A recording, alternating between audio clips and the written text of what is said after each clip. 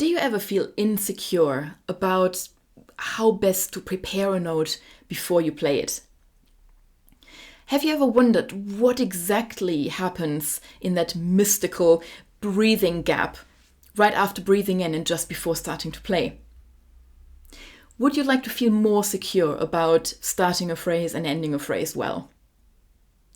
If the answer to any of the above is yes, then this is the video for you.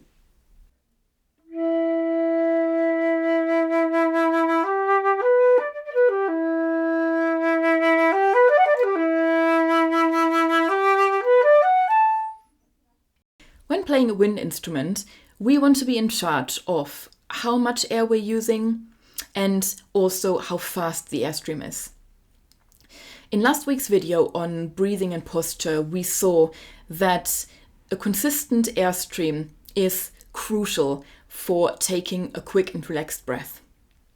So if you haven't seen last week's video on breathing and posture, I'll link it down below, and I'd actually recommend you watching that one first. So maybe pause this video and watch the other one first.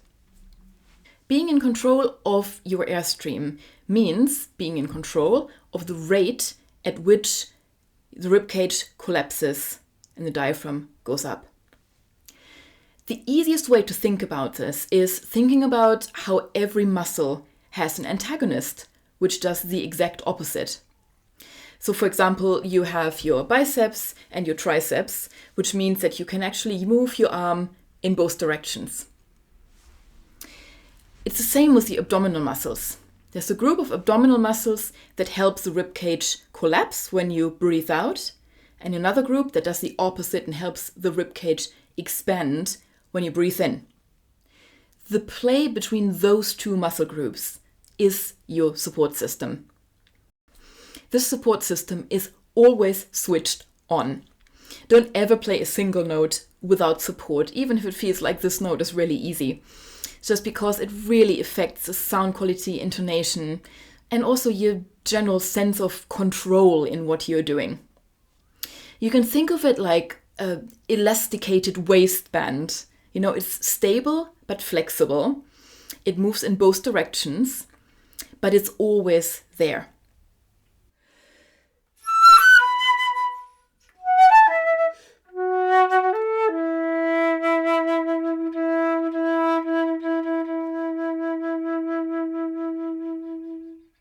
If you play a wind instrument that's not the flute, you'll be playing into a mouthpiece, a reed of some sort, and that already creates a little bit of resistance, which activates your support muscles. If you play the flute, on the other hand, there's no resistance because our mouth is open and only half the air actually goes into the instrument. So we have to create all of the resistance, the support ourselves, just like singers have to do as well.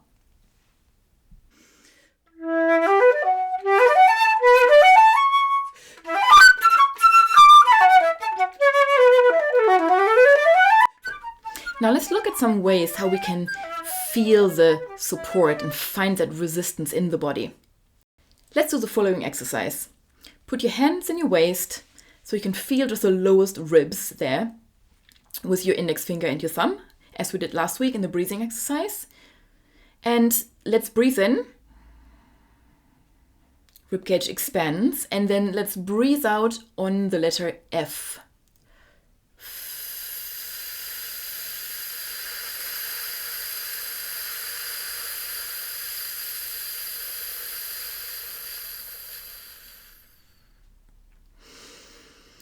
The reason we do that is because that creates a little bit of resistance and you feel your support muscles working there a little bit.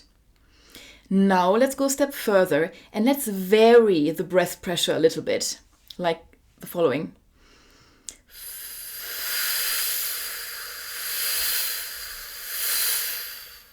So it goes in waves and you push a little bit harder sometimes. And see how that affects the muscles, because then you feel more pressure going outwards. Now the big question is, how do we engage with the system before we start the note?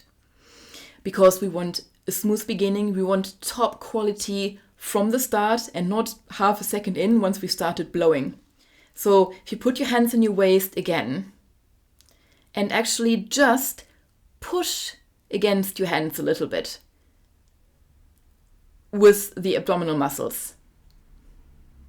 I think there's a risk sometimes when I ask someone to support a little bit more in a lesson. People tend to push a bit too much on their abdomen, and that actually creates unnecessary tension and sometimes also interferes with the diaphragm, so it can't move freely. So don't try and see support as separate from your breathing. It's part of it.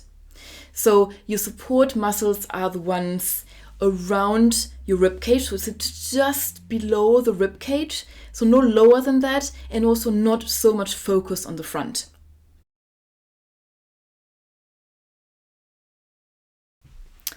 My mantra is breathe, support, play.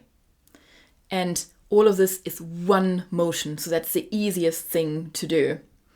Breathing in, support, push a little bit, and play.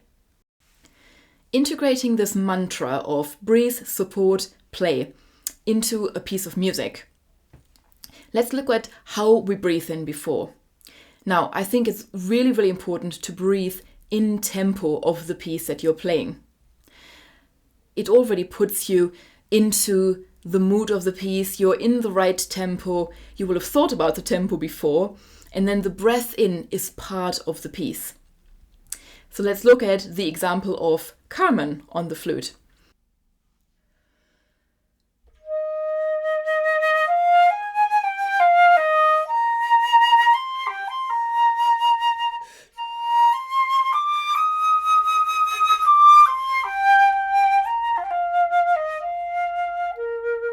So it's a slowish tune, and I would say I would breathe in approximately for 2 crotchets before to get a decent amount of breath.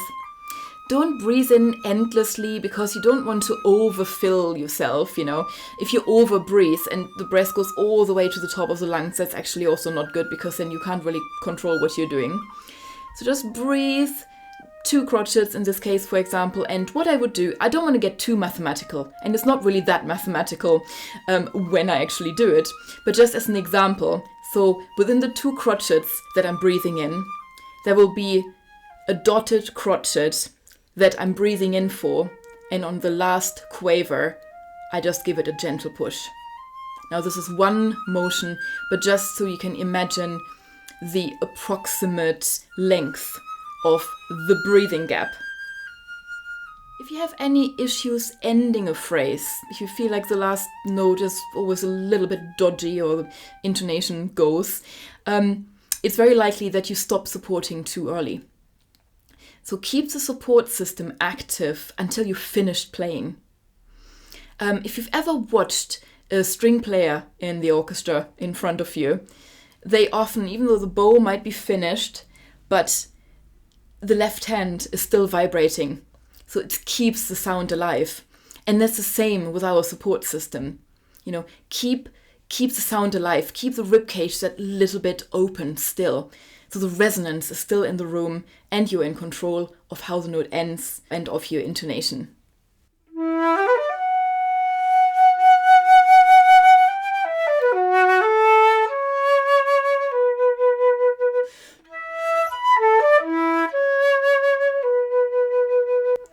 Start supporting before you play, and don't relax the support until you've finished playing already.